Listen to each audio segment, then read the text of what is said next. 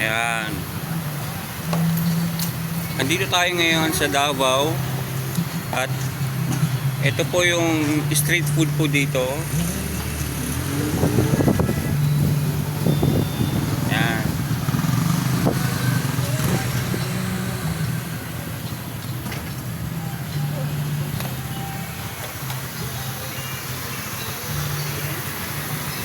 Tare.